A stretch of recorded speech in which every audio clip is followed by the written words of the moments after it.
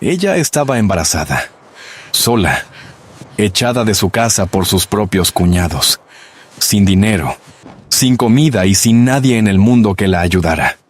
Su marido había muerto sepultado en una mina, y lo único que le quedó fue la ropa que traía puesta, y un hijo creciendo en su vientre. La tiraron a la nieve, al frío, sin rumbo.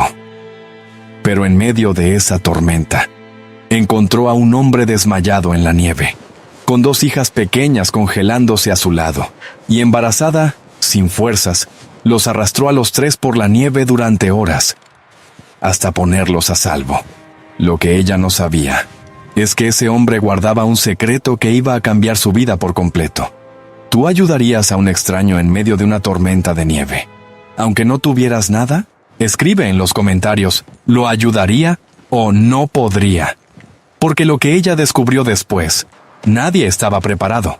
La ley de los hombres en el norte de México, allá por 1891, no tenía espacio para la misericordia cuando se trataba de deudas ajenas y deudos sin recursos. ¿Remedios?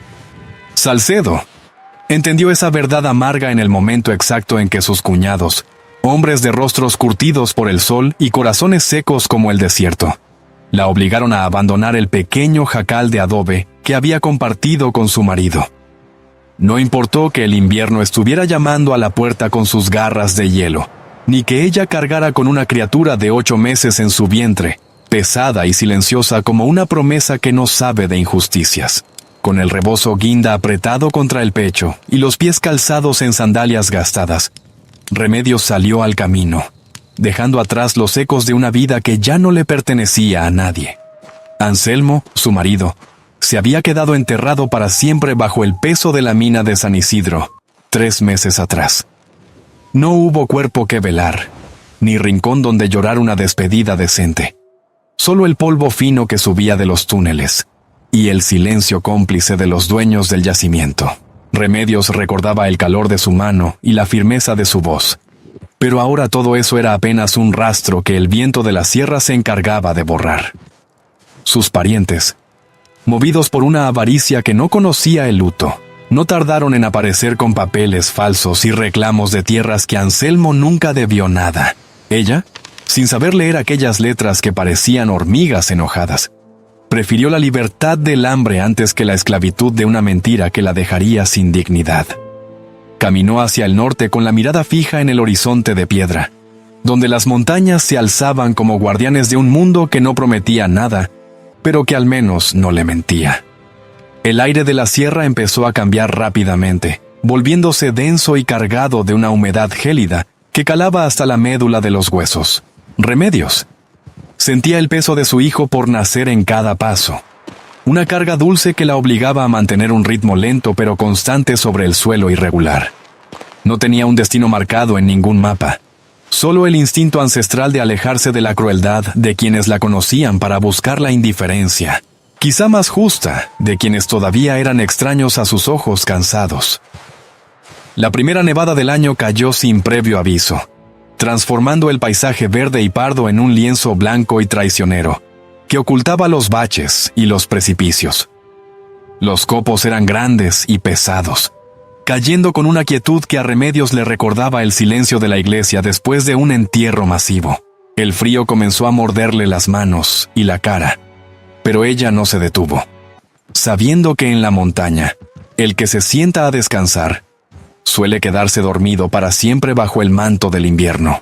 Sus pulmones ardían con cada bocanada de aire helado, y el cansancio corporal empezaba a manifestarse como una debilidad que nacía desde los tobillos y subía hasta la espalda. Pero el rebozo seguía siendo su único escudo. Fue entonces cuando un sonido quebró la monotonía del viento que aullaba entre los pinos. Una voz aguda, casi imperceptible, que no pertenecía a la naturaleza. Remedios se detuvo en seco, aguzando el oído mientras el frío le entumecía las mejillas y el hielo se acumulaba en sus pestañas. No era el grito de un animal ni el crujir de una rama bajo el peso del hielo. Eran palabras articuladas con desesperación. Siguiendo aquel rastro sonoro, se desvió del camino principal y se internó en la espesura del bosque, donde la nieve ya le llegaba a la mitad de las pantorrillas dificultando cada movimiento de su cuerpo exhausto. La necesidad de ayudar, una chispa que la injusticia no había logrado apagar, la impulsaba a seguir. Al pie de un gran encino, Remedios encontró una escena que le detuvo el corazón por un instante. Un hombre de ropas finas yacía inconsciente sobre la nieve, con el rostro pálido y una herida evidente en la frente que se había oscurecido con el frío extremo. A su lado, dos pequeñas niñas, idénticas como gotas de agua, se abrazaban a él intentando transmitirle un calor que ellas mismas estaban perdiendo rápidamente. Las gemelas tenían los ojos grandes y oscuros, fijos en su padre con una seriedad que no correspondía a su corta edad. Al ver a Remedios, no gritaron ni corrieron. Simplemente la miraron con una esperanza silenciosa, que pesaba más que cualquier demanda de auxilio que hubieran podido articular. El hombre, a quien después conocería como don Aurelio Fuentes, respiraba de manera errática, con un sonido que recordaba al de las hojas secas siendo arrastradas por el pavimento. Remedios se arrodilló a su lado, ignorando el dolor punzante en sus propias rodillas y la presión que el vientre ejercía sobre sus costillas. Comprobó que el pulso todavía latía, débil pero presente, bajo la piel fría del hacendado. No había tiempo para preguntas ni para dudar de sus propias fuerzas mermadas. El invierno no negociaba con nadie. Con una determinación que solo conocen las mujeres que han sido forjadas en la adversidad, Remedios se preparó para realizar una hazaña física que desafiaba toda lógica para una mujer en su estado avanzado de gestación. Cerca de ellos había un trineo de madera volcado, probablemente la causa del accidente al chocar contra una raíz oculta por la nieve. Con un esfuerzo que le hizo ver estrellas en la oscuridad del mediodía invernal, Remedios logró enderezar la estructura y acomodar al hombre sobre las tablas, asegurándolo con restos de cuerdas y su propio rebozo viejo. Las niñas ayudaron en lo que pudieron, jalando con sus manos pequeñas y entumecidas, obedeciendo las instrucciones breves y directas de la viuda. El esfuerzo físico era inhumano. Remedios sentía cómo sus músculos se tensaban al límite y cómo su corazón martilleaba contra el pecho. Pero la imagen de las niñas la mantenía en pie, anclada a la vida por un hilo de voluntad pura. Durante casi 2 horas, Remedios arrastró aquel cargamento humano a través del monte, guiada por el instinto y por una pequeña luz que titilaba a lo lejos entre la bruma blanca. Cada paso era una batalla contra la gravedad y contra el suelo resbaladizo que amenazaba con derribarla a cada segundo. El sudor frío le corría por la espalda a pesar de la temperatura bajo cero, y la fatiga empezaba a nublarle la vista, pero no permitió que el hombre o las niñas se quedaran atrás. Finalmente, la estructura de una cabaña de troncos y piedra apareció frente a ellos, sólida y acogedora como un milagro, surgido de la nada en medio de la desolación del Cerro Nevado. Al entrar en la cabaña, el cambio de temperatura fue tan brusco que Remedios sintió un mareo que casi la hace colapsar sobre el piso de madera. Logró acomodar a don Aurelio cerca del fogón apagado y, con manos temblorosas pero precisas, comenzó a buscar yesca y leña seca para encender una lumbre que significaría la diferencia entre la vida y la muerte. Las gemelas, Esperanza y Dolores, se sentaron en un rincón vigilando a su padre con una devoción absoluta, mientras Remedios se movía por el espacio desconocido con la eficiencia de quien sabe que cada minuto cuenta. El calor empezó a extenderse lentamente, y con él, el primer atisbo de una seguridad que Remedios no había sentido en mucho tiempo. Remedios revisó los estantes de la cabaña con la parsimonia de quien ha aprendido a no esperar abundancia. Encontró un frasco de vidrio con granos de maíz seco y un puñado de frijoles que la humedad no había logrado corromper todavía. Con el fuego del fogón ganando fuerza, puso a calentar una pequeña olla de barro, moviendo el contenido con una cuchara de madera que alguien había olvidado sobre la mesa rústica. La actividad rutinaria le servía para calmar el temblor de sus manos y para alejar, aunque fuera por unos momentos, la incertidumbre que pesaba sobre aquel refugio improvisado en medio de la sierra norteña. Las niñas la observaban desde su rincón, inmóviles y silenciosas, aguardando el sustento con una paciencia que Remedios solo había visto en personas que ya conocían el rigor del hambre. El silencio en la habitación principal solo era interrumpido por el crepitar de los leños y el viento que golpeaba las paredes de troncos. Esperanza y Dolores, las gemelas de mirada oscura y trenzas prolijas a pesar del frío, se mantenían juntas, formando un solo cuerpo que parecía resistir el abandono del invierno. No hacían preguntas sobre su padre, ni sobre el destino que las aguardaba al otro lado de la tormenta. Simplemente aceptaban la presencia de Remedios como una extensión natural de la voluntad de sobrevivir. La viuda sentía el peso de esas miradas sobre su espalda. Una responsabilidad que no había pedido, pero que ahora aceptaba con la misma resignación con la que cargaba a su propio hijo en el vientre. La quietud de las pequeñas era casi irreal, un testimonio del miedo que habían procesado antes de que la nieve borrara el camino de vuelta a casa. Don Aurelio empezó a mostrar señales de una conciencia fragmentada, moviendo la cabeza con espasmos leves, mientras sus labios buscaban palabras que el frío todavía mantenía secas. Remedios se acercó a él con un cuenco de agua tibia, sintiendo el calor del fogón en su rostro y el aire gélido que se filtraba por las rendijas de la puerta. Al mojarle los labios, notó que la fiebre empezaba a ganar terreno, tiñendo las mejillas del hombre con un rojo febril que contrastaba con la palidez de su frente. Cada respiración del hacendado era un esfuerzo notable, un sonido áspero que llenaba el espacio con la urgencia de la enfermedad. La viuda, acostumbrada a cuidar de los heridos en la mina, sabía que las próximas horas determinarían si el hombre recuperaría la lucidez o se perdería definitivamente en el delirio. La necesidad de encontrar más abrigo la llevó hacia la habitación del fondo, un espacio pequeño y oscuro que olía a resina de pino y a encierro prolongado.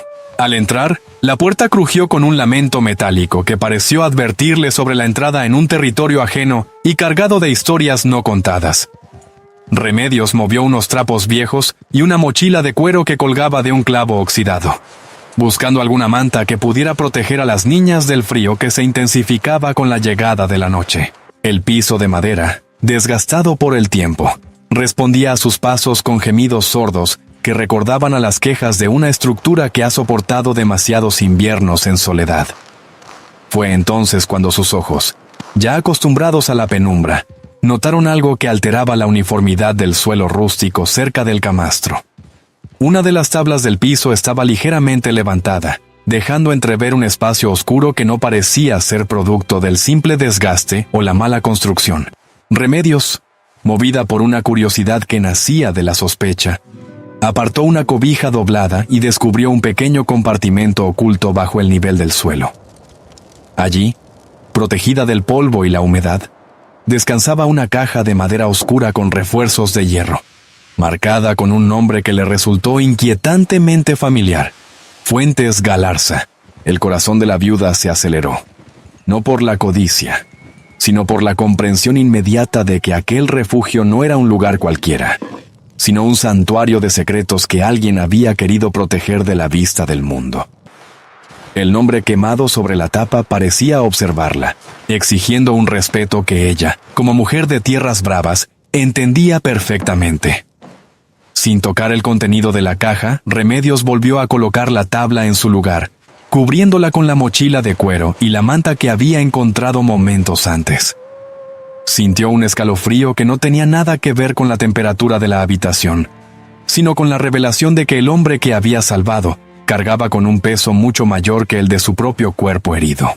Volvió a la sala con la manta en los brazos, moviéndose con una lentitud deliberada, para no alertar a las niñas sobre su descubrimiento fortuito en el cuarto del fondo.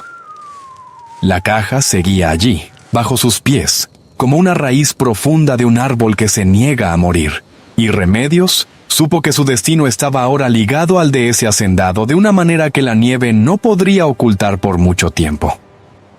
Don Aurelio abrió los ojos finalmente, con una mirada turbia que tardó varios segundos en enfocarse en el rostro de la mujer que lo vigilaba.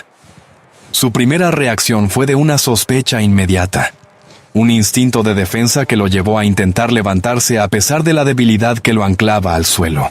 Al ver a sus hijas sanas y salvo en el rincón, su expresión cambió hacia una gratitud que parecía dolerle tanto como la herida en su cabeza. Evaluó a Remedios con el cálculo de un hombre acostumbrado a medir la lealtad y el peligro en cada encuentro. deteniéndose en su vientre prominente y en la firmeza de sus manos.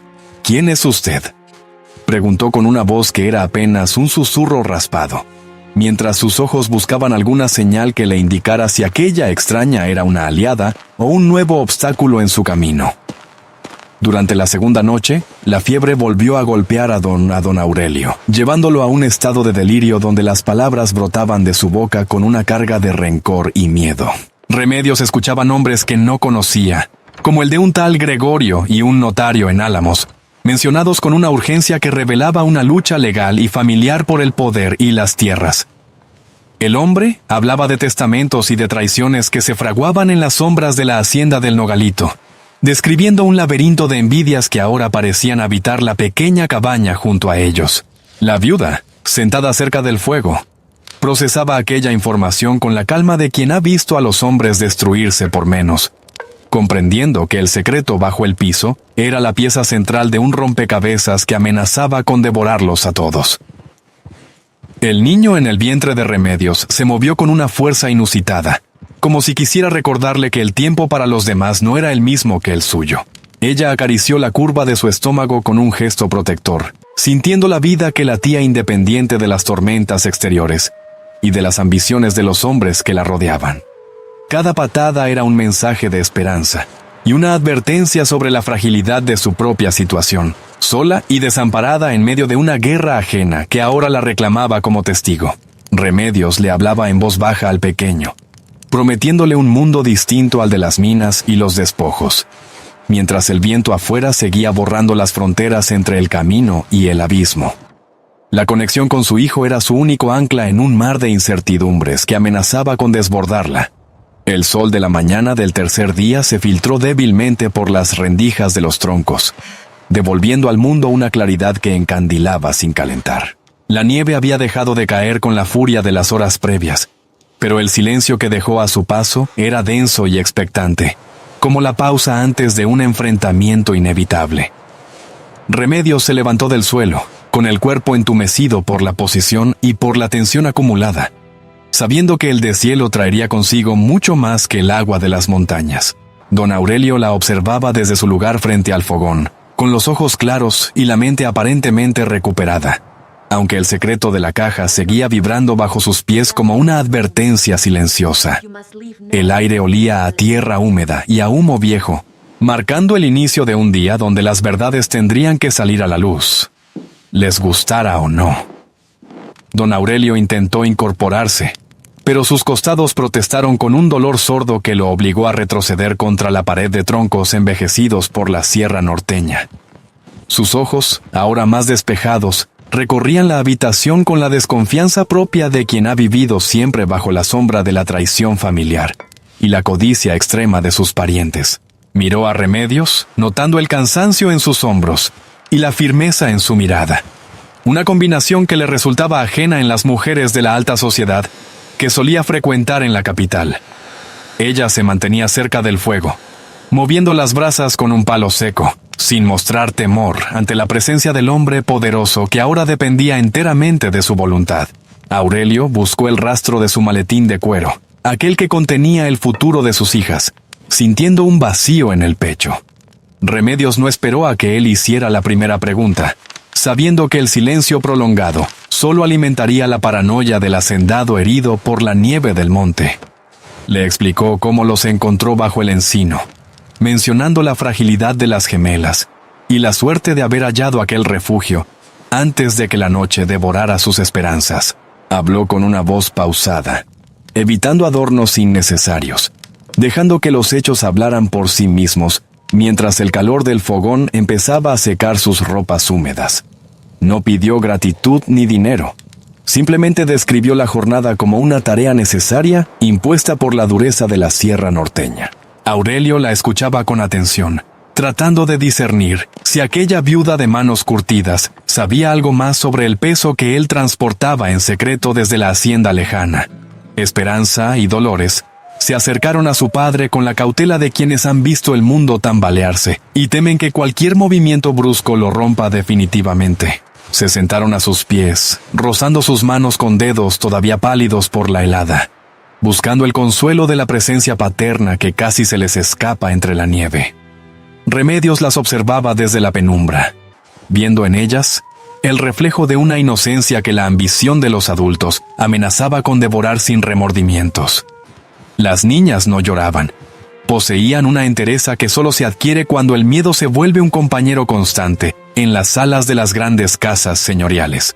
La viuda sintió una punzada de compasión, recordando su propio despojo y la soledad que la empujó a caminar por los cerros sin más brújula que su voluntad. El estrépito de cascos sobre la nieve compacta rompió la frágil calma que se había instalado en la cabaña tras el cese de la tormenta matutina.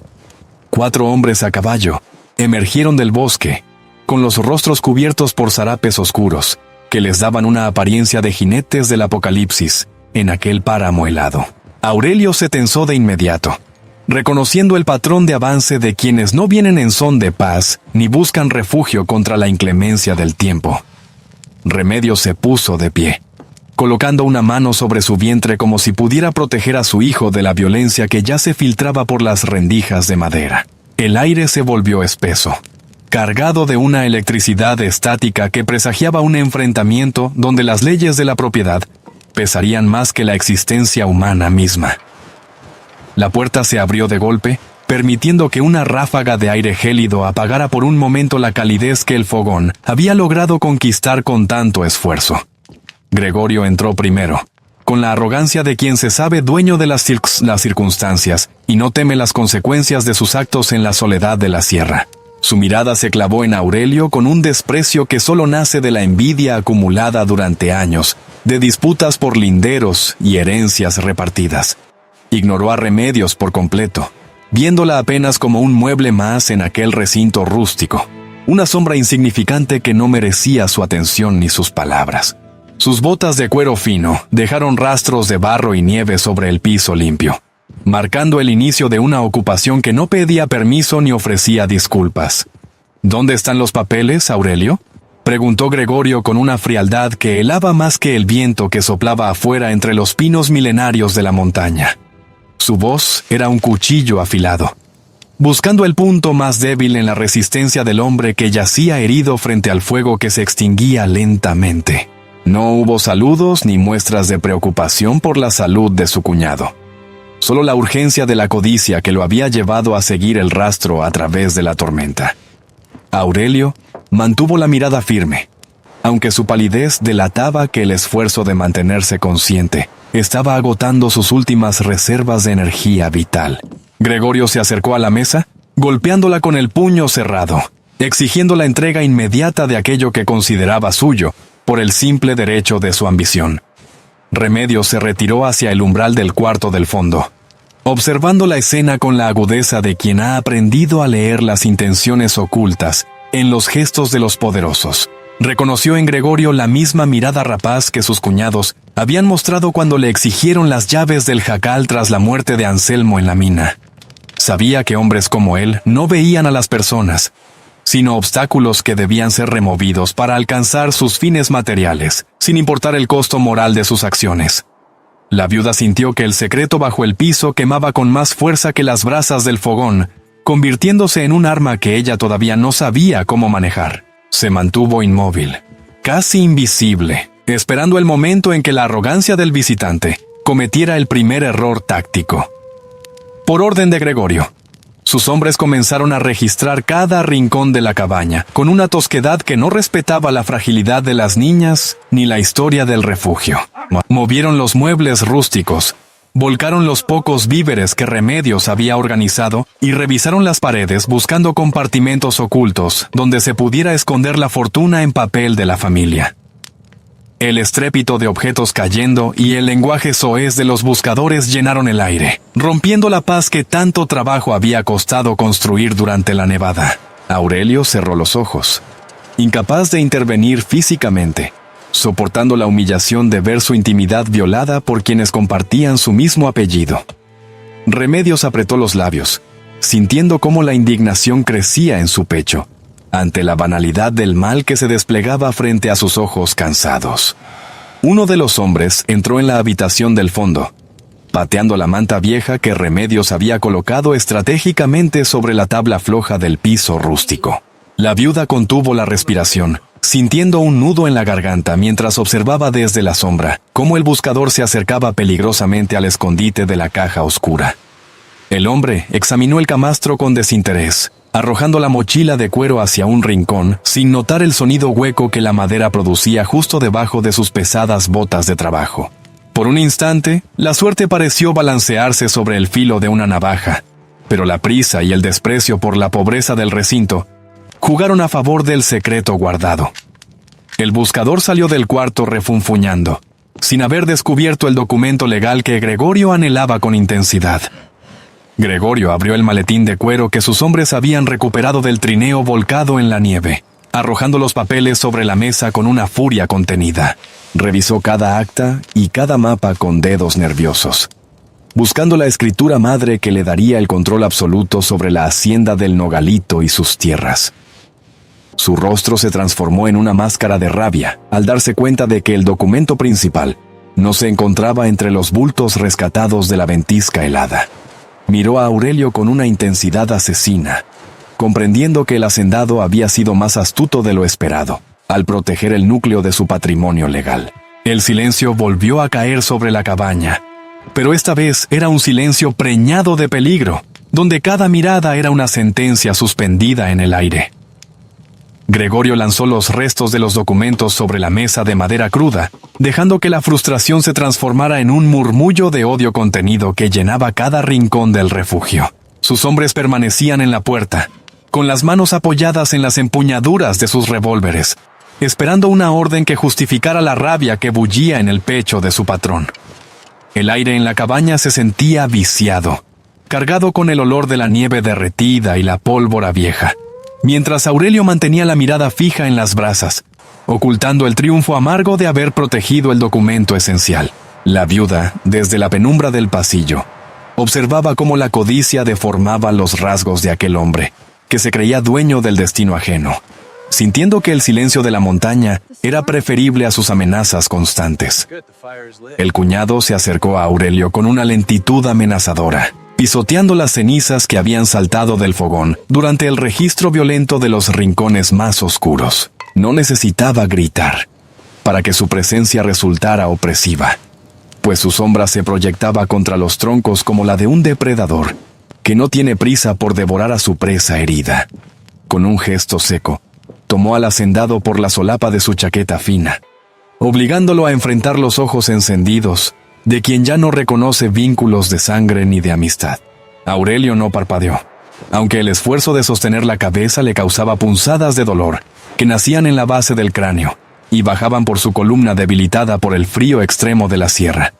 Las gemelas sollozaron bajito, un sonido que apenas fue escuchado en medio de la tensión. Remedios sintió un espasmo en el vientre, una advertencia física de que el pequeño Anselmo estaba cansado de las tensiones externas que no lo dejaban descansar en la calidez de su refugio.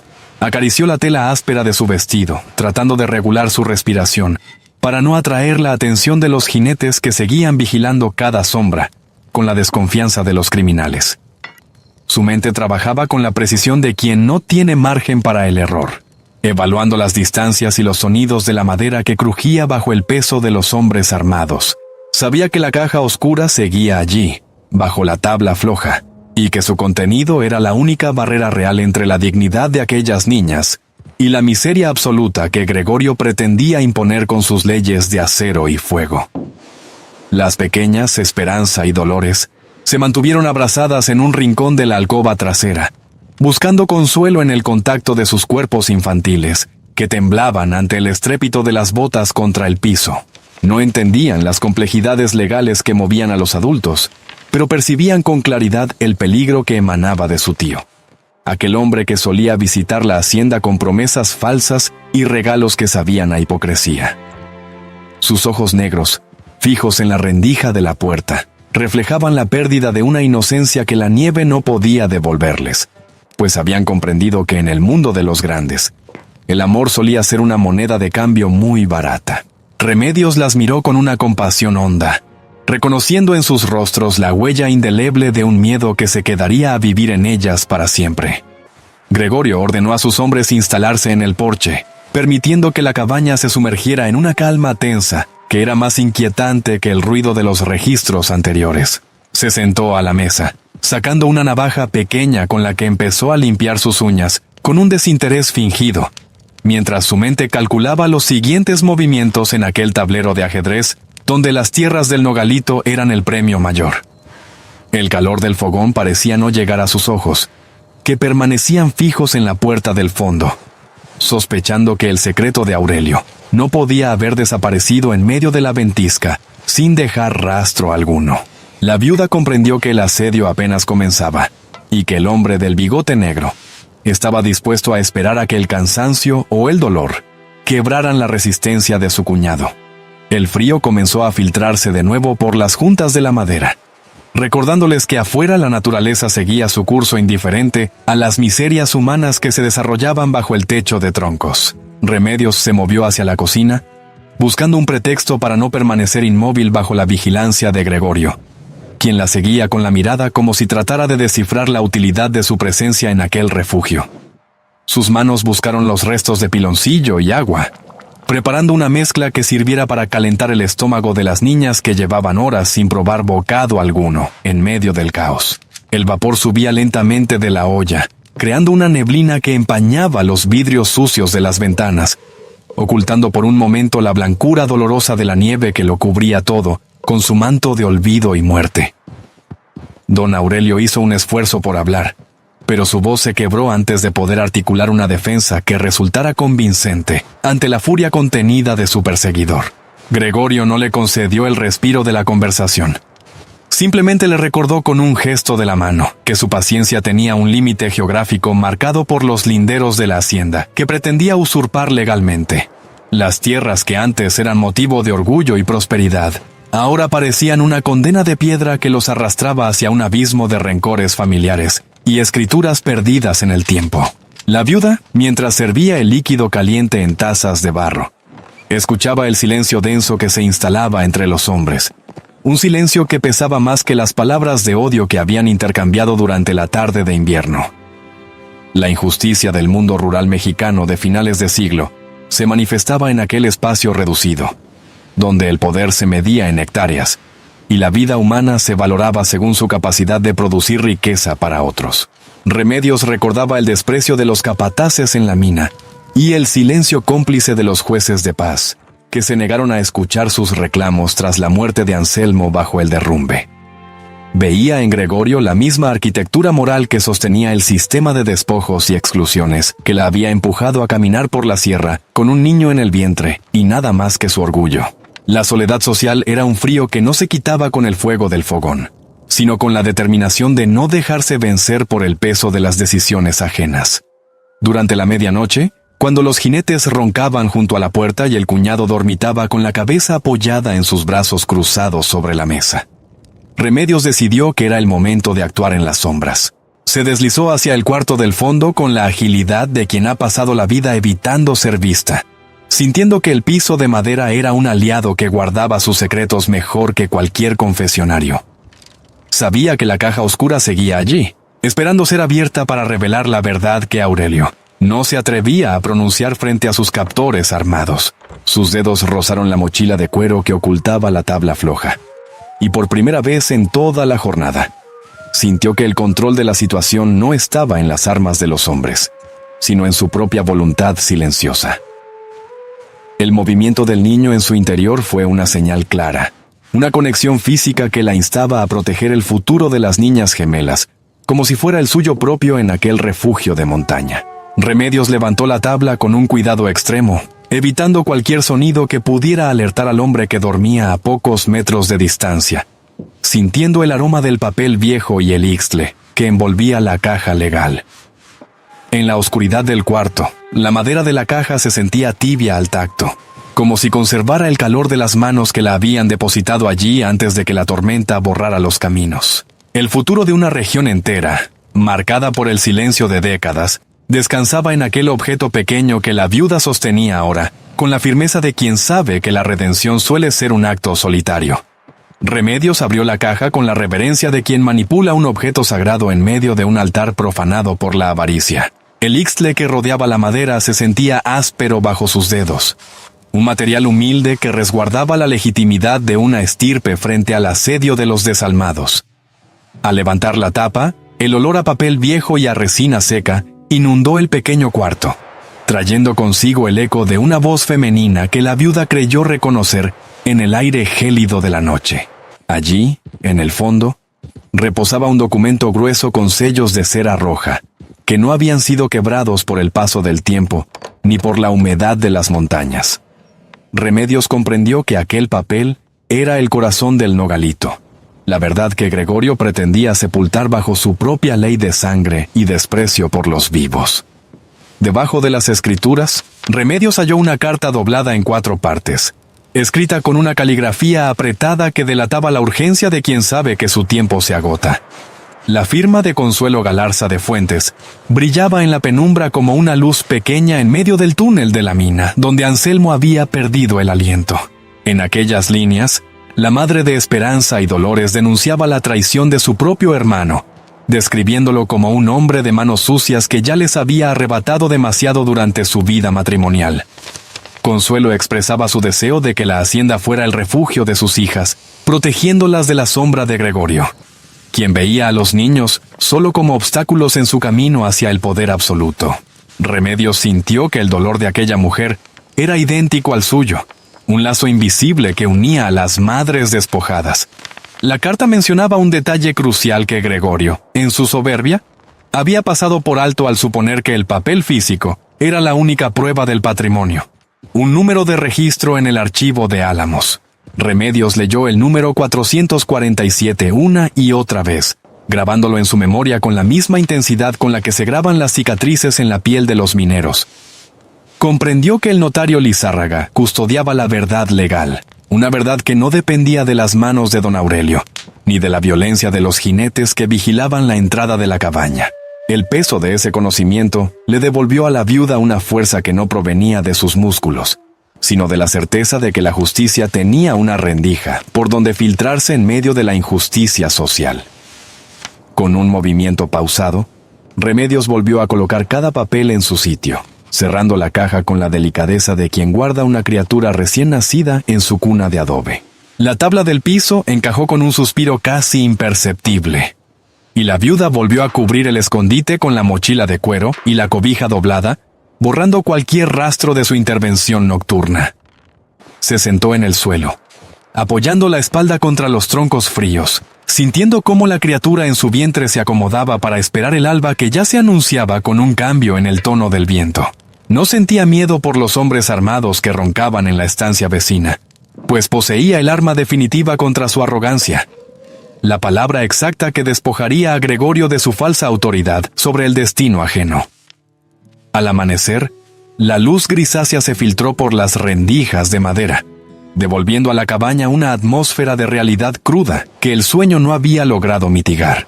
Gregorio se incorporó con un gemido, sacudiendo su zarape con el desdén de quien desprecia el refugio que le ha salvado la vida durante la noche helada.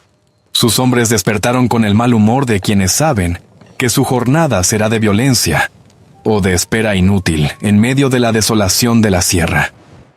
Remedios se levantó, sintiendo la rigidez en sus articulaciones y el peso de su hijo que parecía empujar hacia abajo, con una urgencia renovada.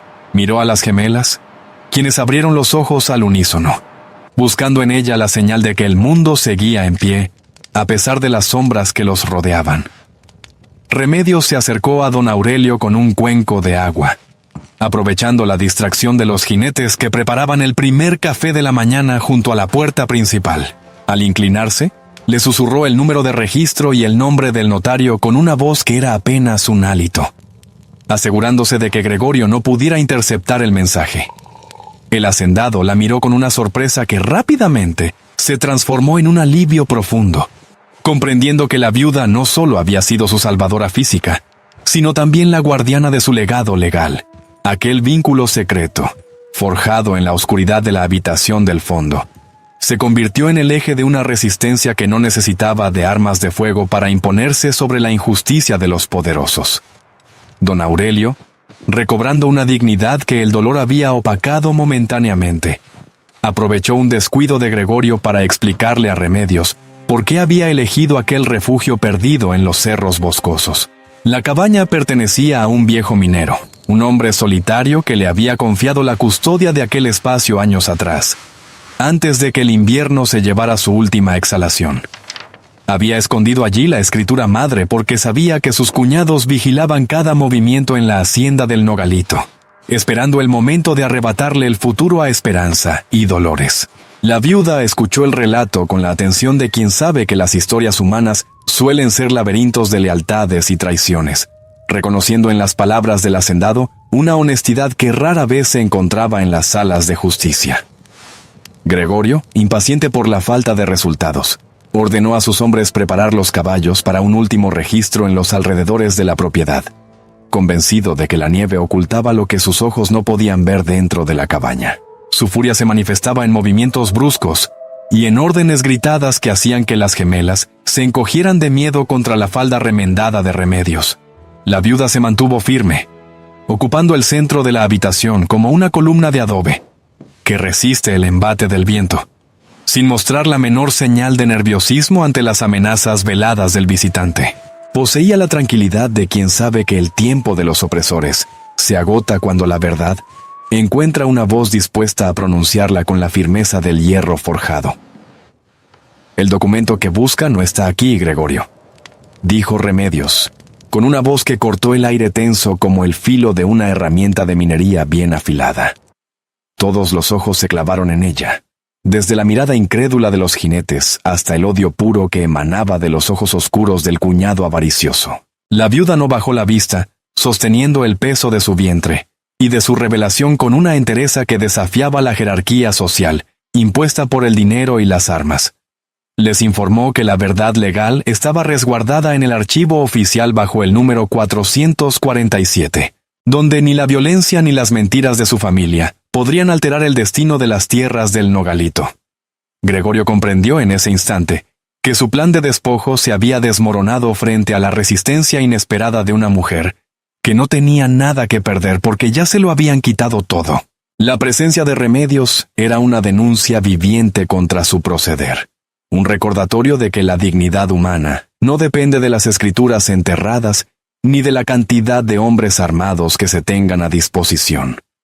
Con un gesto de derrota contenida, ordenó a sus seguidores abandonar el recinto, montando en su caballo con la prisa de quien huye de un fantasma que no puede ser silenciado por la pólvora.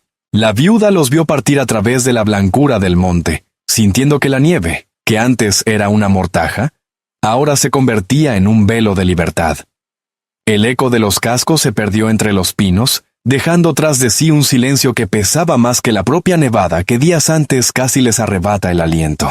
Remedios permaneció en el centro de la cabaña, con las manos aún entrelazadas sobre su vientre, sintiendo cómo la tensión abandonaba sus hombros, pero dejaba un cansancio hondo, de esos que nacen en los huesos, y se quedan a vivir ahí por siempre. Don Aurelio la miró desde su rincón junto al fuego, con una mezcla de asombro y una gratitud que no encontraba palabras lo suficientemente dignas para ser pronunciadas en aquel refugio de montaña. Las niñas, Esperanza y Dolores, se soltaron del rebozo de la viuda y corrieron hacia su padre, buscando en sus brazos la seguridad que la avaricia de Gregorio les había intentado robar con amenazas y desplantes de poder. Don Aurelio estiró su mano, buscando la de Remedios en un gesto que borraba por un momento las distancias entre el hacendado y la mujer, que no tenía más que lo que traía puesto en su trouxa. Él sabía que su vida y el patrimonio de sus hijas ya no dependían de las tierras del Nogalito, sino de la memoria de esa viuda que había guardado un número de registro como si fuera su propio nombre. La habitación, antes llena de la violencia de los buscadores, ahora se sentía como un santuario donde la verdad empezaba a echar raíces en medio de la desolación de la sierra norteña. Remedios aceptó el contacto con la serenidad de quien entiende que la nobleza no se hereda en los títulos, sino en la capacidad de proteger a los inocentes cuando el mundo entero parece volverse de puro hielo. La viuda sintió que el pequeño Anselmo se acomodaba en su interior, una presión constante que le recordaba que su propio tiempo de espera se estaba agotando entre las sombras de la sierra. El aire en la cabaña empezaba a oler a esperanza, una mezcla extraña de humo de ocote y la humedad de la nieve que empezaba a ceder bajo los primeros rayos de un sol más decidido. Remedios caminó hacia la ventana, observando el rastro que Gregorio y sus hombres habían dejado en la blancura del monte, sabiendo que la huida de ellos era solo un respiro antes de que la justicia tuviera que ser ratificada frente a las autoridades. Sus pies, entumecidos por las jornadas de frío, respondían con dificultad, pero su espíritu se mantenía firme como los troncos milenarios que sostenían el techo del jacal. Las gemelas ayudaron a Remedios a recoger los pocos víveres que habían quedado esparcidos por el suelo tras el registro desordenado de los jinetes que servían a Gregorio. Se movían con una ligereza que contrastaba con la pesadez de los adultos, recolectando los granos de maíz y los trozos de piloncillo como si fueran tesoros rescatados de un naufragio en tierra firme.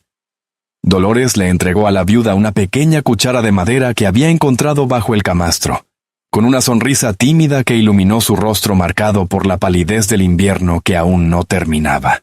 Remedios le acarició el cabello, sintiendo que en la sencillez de esos gestos residía la verdadera riqueza que la codicia de los parientes nunca podría comprender ni arrebatarles por más que lo intentaran con leyes injustas. Aurelio le explicó a Remedios que el viaje hacia la ciudad de Álamos no podía demorarse mucho más, pues Gregorio era un hombre de influencias que no se quedaría de brazos cruzados ante la derrota.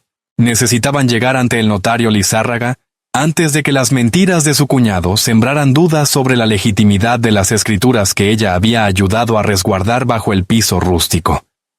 La viuda asintió, comprendiendo que el refugio de la cabaña ya no era suficiente para proteger el destino de las niñas frente al asedio legal que seguramente se avecinaba en los tribunales. El camino hacia el norte, que antes parecía un abismo de incertidumbre para Remedios, ahora se convertía en una misión con un propósito claro: devolverles el hogar a quienes casi lo pierden por la maldad ajena. La historia de Anselmo y el derrumbe fatal en la mina volvió a la mente de Remedios, un recuerdo amargo que le servía de combustible para no dejarse vencer por el miedo a los hombres poderosos.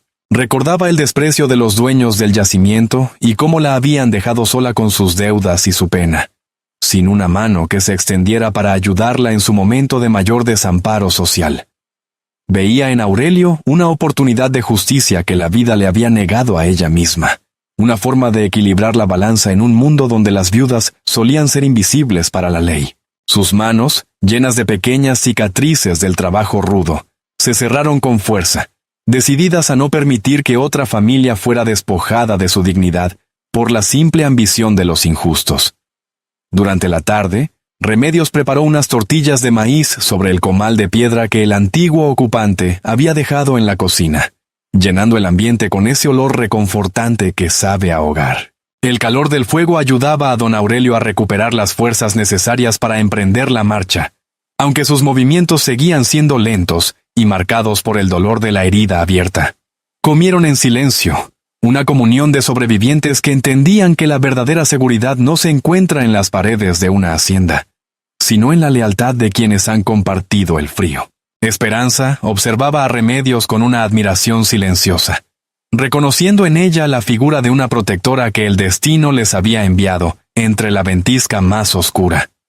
La injusticia social que Remedios había padecido se sentía ahora como un escudo, pues la había dotado de una perspicacia que el hacendado no poseía frente a las maniobras rastreras de su propia sangre. Ella sabía que Gregorio intentaría comprar testigos o alterar los registros si tenía la oportunidad, pues había visto cosas parecidas en las oficinas mineras donde los nombres se borraban con monedas.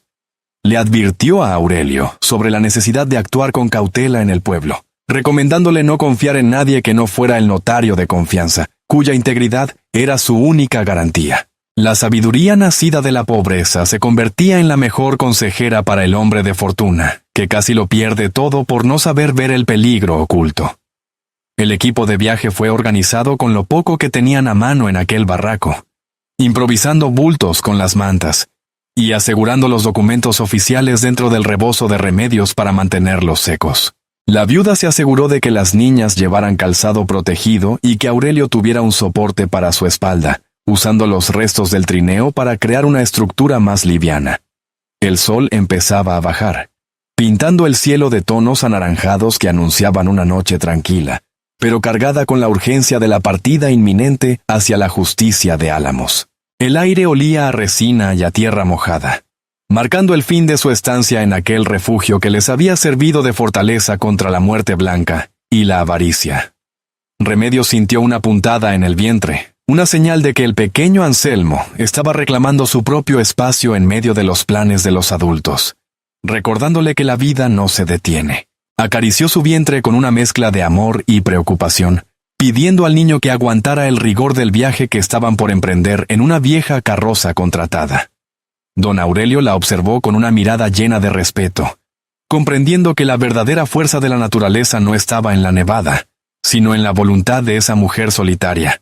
Estaban listos para dejar atrás la cabaña, llevando consigo el secreto del registro 447, como su única arma contra el despojo que los acechaba desde las sombras.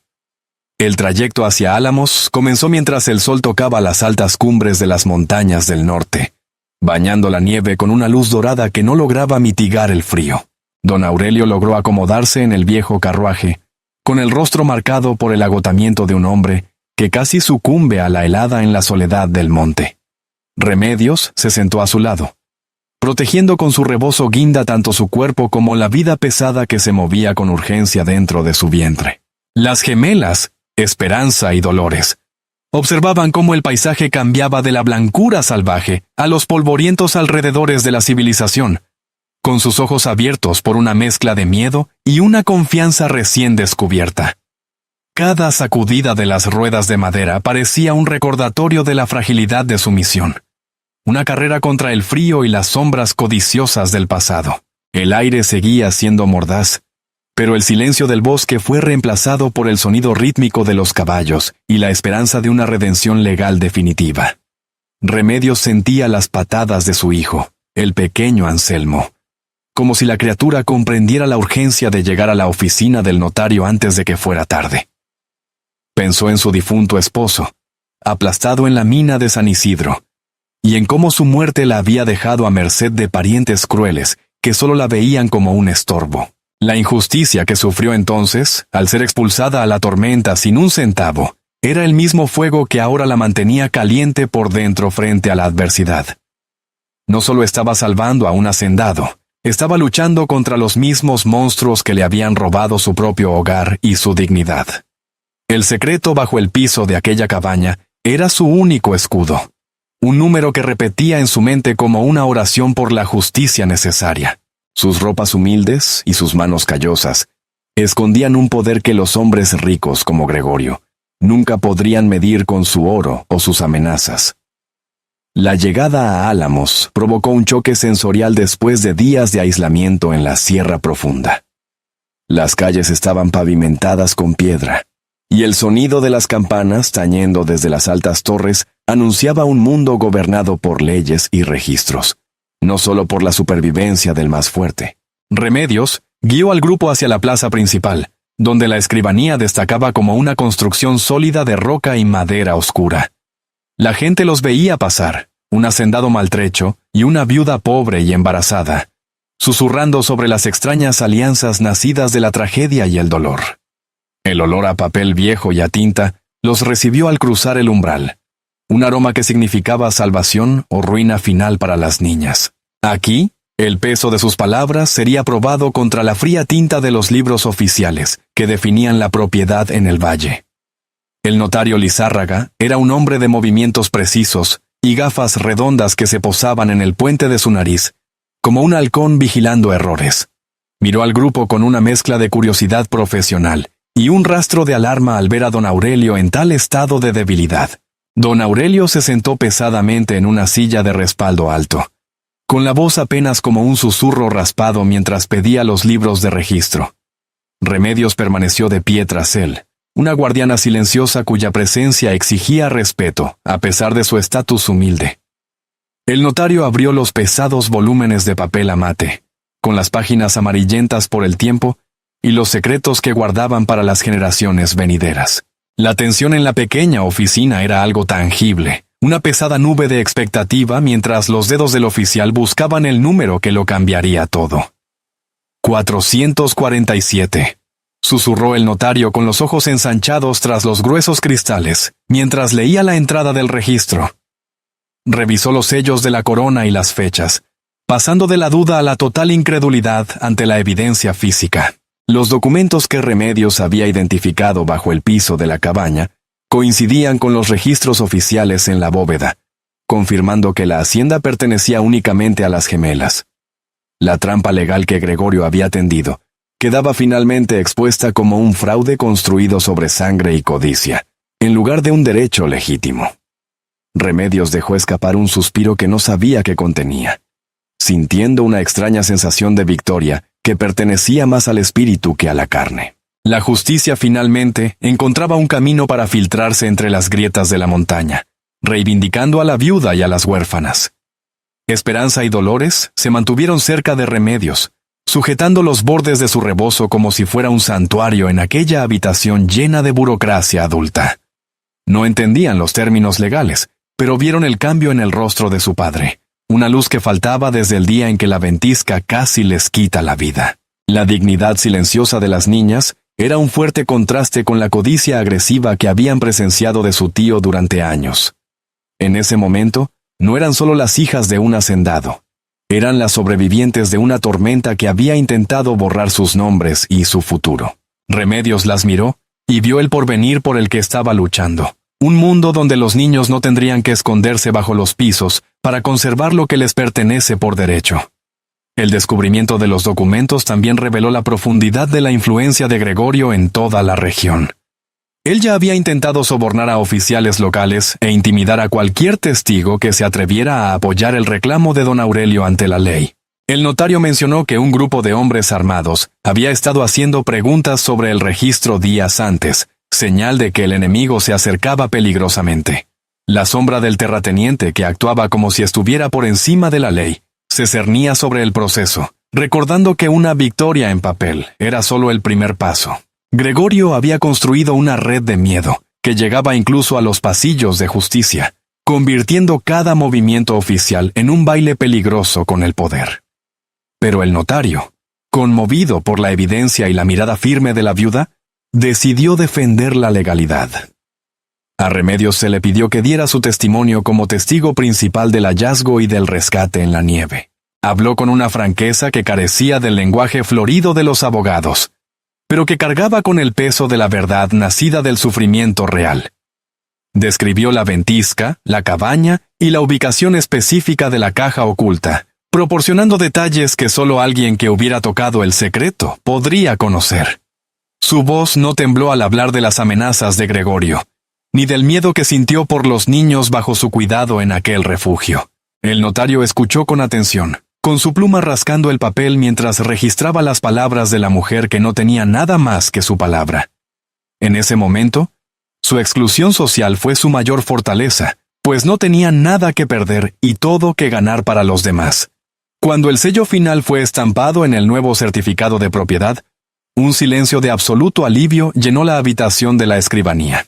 Las gemelas estaban legalmente protegidas, y el nombre de don Aurelio quedaba limpio de las deudas que Gregorio había fabricado para atraparlo en su red. Fue un triunfo de la justicia sobre el poder bruto, un pequeño milagro en una tierra donde los pobres solían pagar por los errores y ambiciones de los ricos.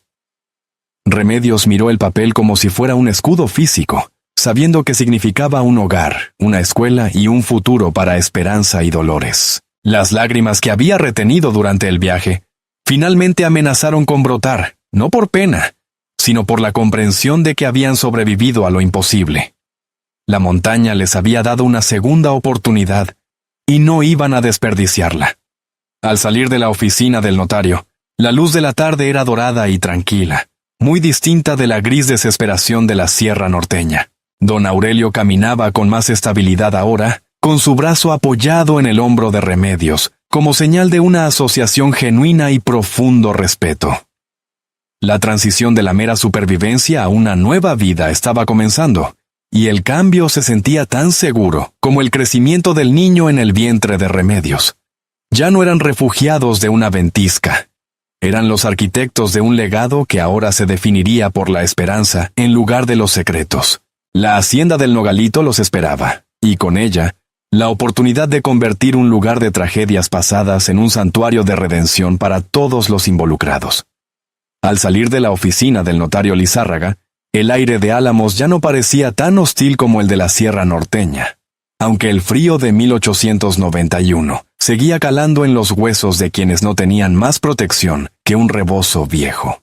Remedios caminaba con pasos lentos, sintiendo que el peso de su vientre era ahora un recordatorio de que la vida continuaba a pesar de las muertes y los despojos que habían marcado su camino desde la mina de San Isidro. Los techos de teja roja de la ciudad brillaban bajo un sol que finalmente se dignaba a calentar un poco el empedrado de las calles principales. Las gemelas, Esperanza y Dolores, caminaban aferradas a su falda, mirando con asombro un mundo que volvía a ser suyo gracias a un número de registro que ahora valía más que todo el oro de Gregorio.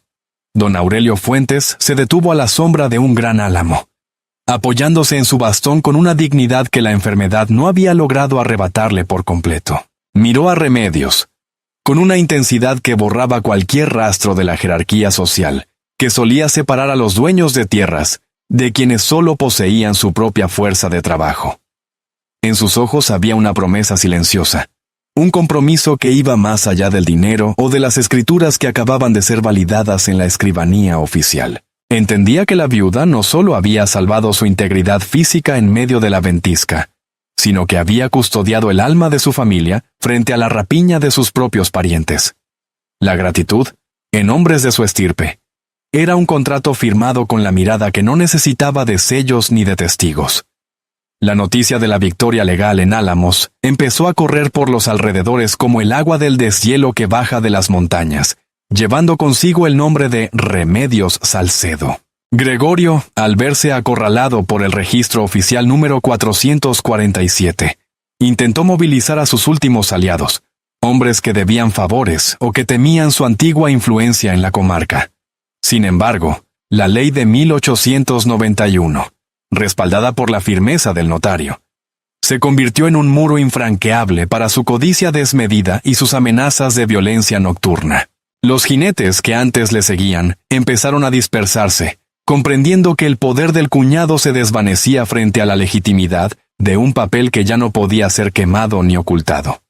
La soledad empezó a rodear a Gregorio, una sentencia que el destino le dictaba por su propia maldad.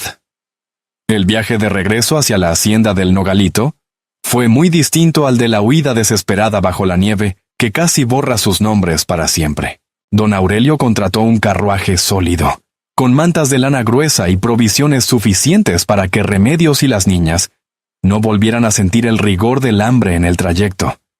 Las gemelas reían por primera vez en semanas, señalando los pájaros que volvían a aparecer entre los pinos y los arroyos que cantaban con una fuerza renovada por el sol de invierno. Remedios acariciaba su vientre con una calma que le permitía disfrutar del paisaje, notando cómo el miedo se disolvía entre los valles que antes parecían cementerios de sueños perdidos.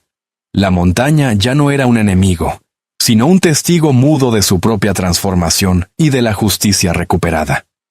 Al llegar a los linderos de la propiedad, la visión de la casa grande de piedra y cal recibió a los viajeros con una majestuosidad que el abandono temporal no había logrado marchitar del todo. Los trabajadores de la hacienda, hombres que habían sufrido en silencio el trato despótico de los capataces de Gregorio, salieron al encuentro de su patrón con una mezcla de sorpresa y alegría contenida.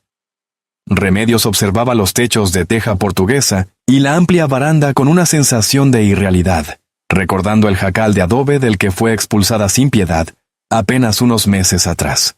Don Aurelio le indicó que aquella casa sería su refugio, y que su posición allí no sería la de una sirvienta, sino la de una socia vital en la administración de los recursos que ella misma había ayudado a preservar de la ruina.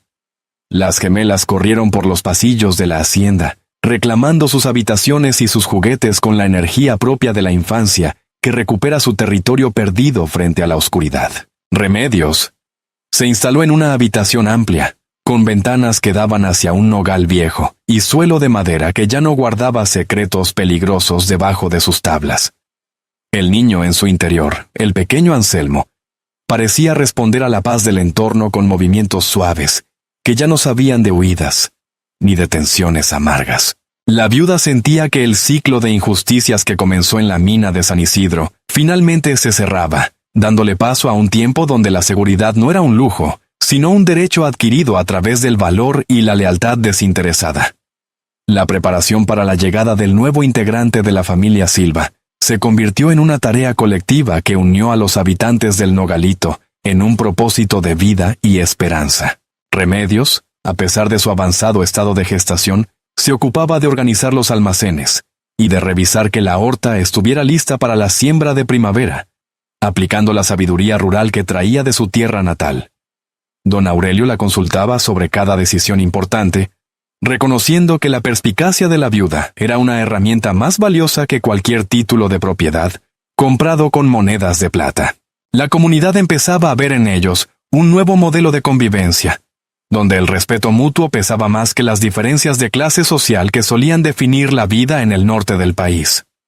Gregorio, reducido a la nada por la fuerza de la ley y el desprecio de quienes antes le temían, se retiró hacia la frontera, dejando tras de sí un rastro de rencores que ya no podían herir a nadie en la hacienda. Los rumores sobre su caída sirvieron como lección para otros terratenientes, que solían actuar como si la justicia no llegara hasta las profundidades de la Sierra Boscosa.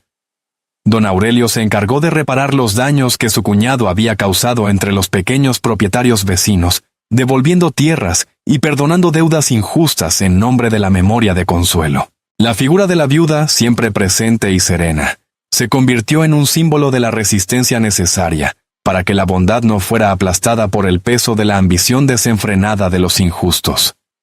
El nogal viejo frente a la ventana de Remedios empezó a mostrar los primeros brotes verdes, una señal de que la primavera estaba a la vuelta de la esquina y de que el invierno más duro de su vida había quedado atrás definitivamente.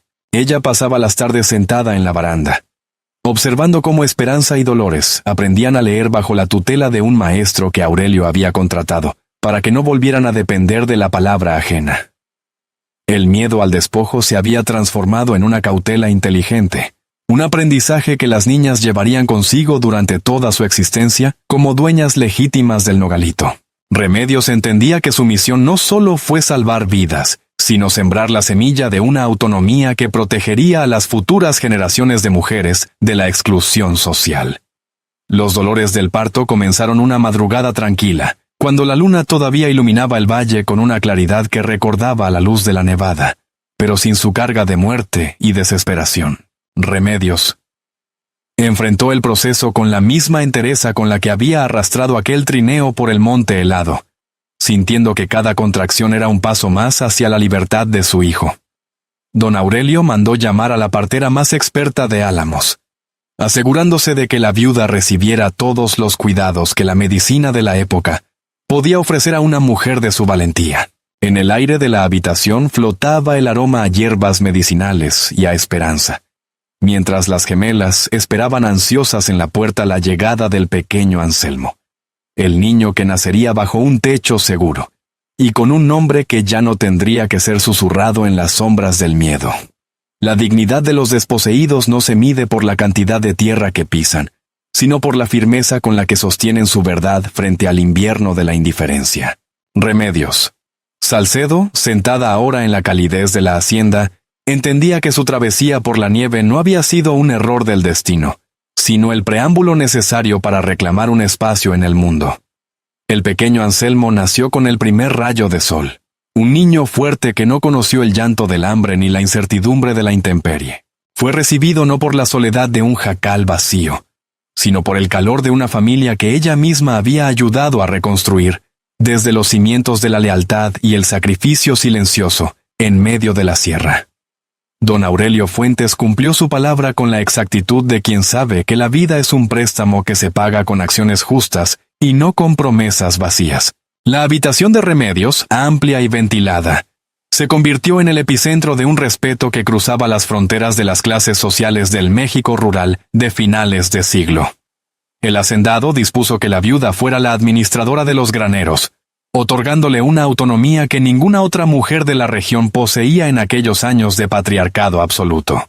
Ella aprendió a manejar los libros de cuentas con la misma destreza con la que antes movía el azadón, transformando la productividad del nogalito en un ejemplo de eficiencia y trato humano para todos los peones que allí laboraban. Las gemelas, Esperanza y Dolores, veían en el pequeño Anselmo a un hermano nacido de la ventisca. Un vínculo que el parentesco no necesitaba explicar para ser profundo y duradero. Bajo la tutela de Remedios, las niñas aprendieron que el valor de una persona reside en su capacidad de proteger al débil y en la honestidad de sus intenciones, incluso cuando la oscuridad de la codicia parece rodearlo todo. La casa grande, que antes guardaba secretos bajo sus tablas, ahora resonaba con las risas de los 3 niños, borrando los ecos de las amenazas de Gregorio y la frialdad de los despojos pasados. El miedo se había transformado en una cautela sabia, una herencia emocional que las protegería durante toda su vida como propietarias legítimas de aquellas tierras boscosas. La justicia social en la región se vio alterada por la caída de Gregorio, cuya influencia se desmoronó tan pronto como la sentencia oficial del notario Lizárraga se hizo pública en las plazas y mercados. Aquel hombre que pretendía reinar sobre el miedo ajeno se vio forzado a retirarse hacia la frontera, perseguido por el desprecio de quienes antes bajaban la cabeza ante sus jinetes armados. Remedios no sintió placer en la derrota del cuñado, sino el alivio de saber que las leyes, cuando encuentran una voz firme, pueden vencer incluso al poder más soberbio. El registro número 447 quedó guardado en la memoria de la comunidad como el momento en que una viuda sin nada derrotó a un coronel con todo, cambiando el rumbo de la historia local. El secreto descubierto bajo el piso de la cabaña no era solo un fajo de escrituras, sino la llave para transformar el nogalito en un santuario de solidaridad y recomezo para otras familias en desgracia. Siguiendo el ejemplo de generosidad de don Aurelio, Remedios impulsó la creación de una pequeña escuela en los linderos de la hacienda, donde los hijos de los trabajadores aprendían a leer para que nunca más fueran engañados con papeles falsos. Lo que comenzó como un acto de supervivencia individual, se expandió hacia una visión comunitaria, donde el bienestar de uno dependía de la estabilidad de todos. La hacienda dejó de ser un feudo de silencio para convertirse en un faro de esperanza, que atraía a viajeros y curiosos por la extraña paz que allí se respiraba. Remedios nunca permitió que la comodidad de su nueva vida borrara el recuerdo de la mina de San Isidro, ni el peso del rebozo guinda en la noche de la tempestad. Cada año, cuando el invierno cubría los cerros de blanco, ella se acercaba al nogal viejo y depositaba una ofrenda silenciosa por Anselmo, el marido que no pudo ver el fruto de su resistencia.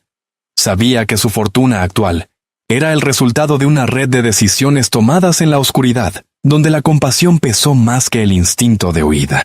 Esa memoria histórica era la base de su autoridad moral frente a los hacendados vecinos, quienes veían en ella a una mujer que había cruzado el fuego del despojo y había salido con la frente en alto y el corazón intacto.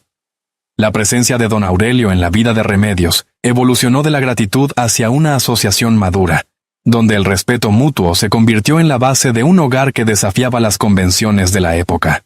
No hubo discursos románticos ni promesas de cuentos de hadas. Solo la certeza cotidiana de que 2 sobrevivientes habían encontrado en el otro el ancla necesaria para navegar los últimos años de sus vidas. Él veía en ella la fuerza de la naturaleza que le había devuelto a sus hijas, y ella veía en él al hombre que tuvo la decencia de reconocer su valor, cuando el resto del mundo solo veía a una paria. Juntos, administraron las tierras con una justicia que se volvió legendaria en la sierra, protegiendo los linderos no con armas, sino con la lealtad inquebrantable de su gente. Los objetos simbólicos de su pasado, como la panela de hierro vieja y el rebozo guinda, fueron conservados en una arca de madera como recordatorios de la fragilidad del destino humano. Remedios les contaba a los niños historias sobre la nieve y la cabaña de troncos, no para asustarlos, sino para que entendieran que la verdadera riqueza no está enterrada en el suelo, sino en la valentía de hacer lo correcto cuando nadie está mirando. El silencio de la montaña, que antes parecía una amenaza, ahora era un murmullo de paz que acompañaba sus caminatas por la huerta al atardecer. La codicia que había destruido a tantas familias fue lavada por el uso caritativo de los recursos recuperados de las garras de Gregorio. El paso de los años trajo la prosperidad a la región, pero Remedios siempre mantuvo la sencillez de quien sabe que el barro y la piedra son los únicos testigos eternos de nuestras luchas. El pequeño Anselmo creció bajo la sombra de los nogales, convirtiéndose en un hombre de ley, que defendía a las viudas y a los huérfanos con la misma pasión con la que su madre enfrentó la ventisca de 1891. Esperanza y Dolores se encargaron de expandir el hospital y la escuela, asegurando que el legado de redención del Nogalito perdurara mucho más allá de sus propias vidas. La hacienda se transformó en un modelo de reforma agraria silenciosa, donde la propiedad era una herramienta de vida y no un arma de opresión contra los desamparados. La ley de los hombres finalmente reconoció lo que el corazón de Remedios ya sabía: que el desierto de la injusticia solo se vence con la siembra constante de la dignidad humana. Al final de sus días, Remedios Salcedo podía mirar hacia atrás y ver un camino que no estaba marcado por el miedo, sino por la luz de las decisiones correctas tomadas en medio de la tormenta. Fue la viuda que nadie quiso, la que habitó el barraco abandonado y la que arrastró un trineo por la nieve. Pero terminó siendo la arquitecta de un futuro donde sus hijos y las hijas de otros caminaban con seguridad. Su nombre quedó grabado en la memoria de la sierra, como el eco de una fuerza que ni el frío más intenso, ni el silencio más denso, pudieron jamás apagar del todo. El tiempo en la sierra norteña suele curar las heridas de la injusticia, con la misma paciencia con la que el sol de primavera deshace los glaciares de las cumbres. Remedios. Salcedo vio crecer a su hijo Anselmo bajo la sombra protectora de los nogales, en una tierra que ya no conocía el miedo al despojo ni el silencio de los secretos enterrados. La hacienda del Nogalito se transformó en un refugio de prosperidad, donde la viuda que una vez caminó sola por la nieve, ahora administraba los bienes con una sabiduría nacida del sufrimiento. Don Aurelio Fuentes mantuvo su palabra, reconociendo que la legitimidad de su patrimonio no residía en los papeles oficiales, sino en la valentía de la mujer que no permitió que la tormenta borrara sus nombres. Las gemelas, Esperanza y Dolores, se convirtieron en mujeres de temple firme, educadas bajo la mirada serena de quien entendía que la verdadera fuerza no se impone, sino que se construye en el silencio. Ellas recordaban la noche de la cabaña no como un trauma, sino como el momento en que descubrieron que la lealtad es un vínculo más fuerte que la sangre. Acompañaban a Remedios en sus recorridos por los almacenes, aprendiendo que la justicia social comienza con el trato digno a quienes trabajan el surco y cuidan el ganado con esmero. La sombra de Gregorio se disolvió en el olvido, una advertencia lejana sobre cómo la codicia puede marchitar hasta el linaje más antiguo, si no hay compasión que lo riegue. Anselmo hijo creció con la rectitud de su padre y la intuición aguda de su madre, convirtiéndose en el protector natural de sus hermanas de crianza en la inmensidad del valle. No hubo distinciones de clase dentro de los muros de piedra de la hacienda, pues Remedios se encargó de que el respeto fuera la moneda corriente en cada trato humano y decisión administrativa. La viuda nunca olvidó el peso del rebozo guinda, ni el frío que mordía sus manos mientras jalaba aquel trineo improvisado por el monte helado en 1891. Esos recuerdos eran el cimiento de su autoridad moral, una fuerza que los hacendados vecinos admiraban y temían a partes iguales, pues sabían que ella no le debía nada al miedo. La escuela que fundaron en los linderos de la propiedad se volvió el corazón de una comunidad que aprendió a leer para que nadie más pudiera robarles el futuro con letras oscuras. Remedios supervisaba las clases, asegurándose de que el conocimiento fuera la luz que espantara las sombras de la ignorancia que a ella misma casi le cuestan la vida en su juventud.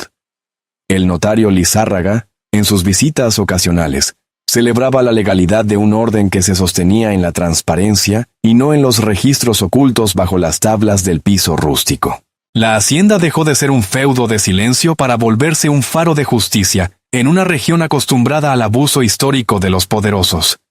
Los años trajeron la paz, pero Remedios siempre guardó el secreto de la cabaña como una reliquia privada de su propia transformación espiritual frente a la adversidad más cruda. No necesitaba contar la historia a cada viajero, pues su vida misma era el testimonio vivo de que el destino se puede torcer con las manos si hay voluntad suficiente y fe. El niño que cargó en su vientre durante la nevada era ahora un hombre que caminaba con seguridad, representando la redención de una estirpe que casi se pierde en la mina de San Isidro. La viuda miraba el horizonte de piedra, y ya no veía una amenaza, sino el escenario donde su dignidad fue probada y resultó ser eterna. Don Aurelio envejeció con la tranquilidad de quien sabe que sus hijas quedarían en buenas manos, confiando plenamente en la mujer que el invierno le envió como salvación inesperada. Su gratitud se manifestó en la construcción de una capilla dedicada a los que mueren solos en la sierra, un espacio de oración y memoria para los olvidados por la ley humana. Remedios se sentaba allí en las tardes de otoño, pensando en Anselmo y en cómo la pérdida de uno fue la semilla de la vida de tantos otros en aquel rincón del mundo. La conexión entre ellos nunca necesitó de palabras superfluas, pues la nieve había sellado un acuerdo que el tiempo no podía desgastar.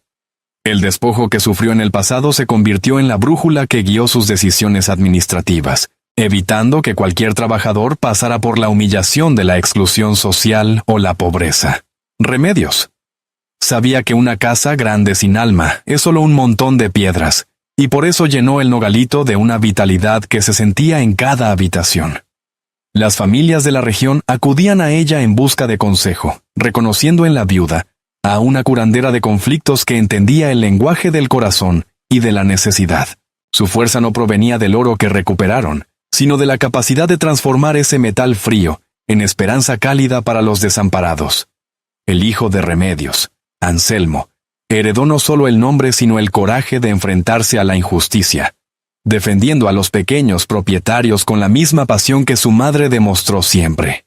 Él comprendía que su existencia era el fruto de una decisión tomada en medio del dolor, y que su deber era honrar ese legado con cada acto cotidiano. Las gemelas Fuentes Galarza, por su parte, administraban la hacienda con una modernidad que atraía inversiones y progreso para toda la comunidad circundante del valle. El círculo de dolor que comenzó en la mina se había convertido en una espiral de crecimiento que elevaba a todos los que tocaba con su influencia. Cuando la última luz del sol bañaba los campos del Nogalito, Remedios, Salcedo solía caminar hasta el límite de la propiedad, donde el bosque todavía conservaba su misterio antiguo y sagrado. Allí, en el silencio que ya no pesaba sobre sus hombros, sentía la presencia de Anselmo y de Consuelo, agradeciendo el camino que la llevó hasta aquella cabaña lejana. La nieve que antes era una amenaza ahora era un recuerdo de pureza, el velo que la vida usó para cubrir su renacimiento como mujer de justicia y mando. Había vencido al frío y a la codicia, no con armas, sino con la persistencia de quien sabe que el bien siempre encuentra su cauce natural. La verdadera riqueza de una persona no se encuentra en las escrituras que guarda bajo llave, sino en la huella de bondad que deja en el alma de los extraños.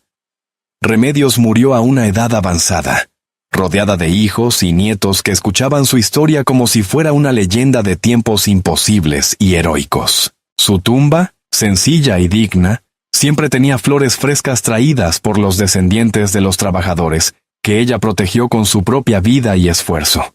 Ella demostró que incluso en los lugares más sombríos puede haber una bendición esperando ser descubierta por quien tiene el valor de mirar.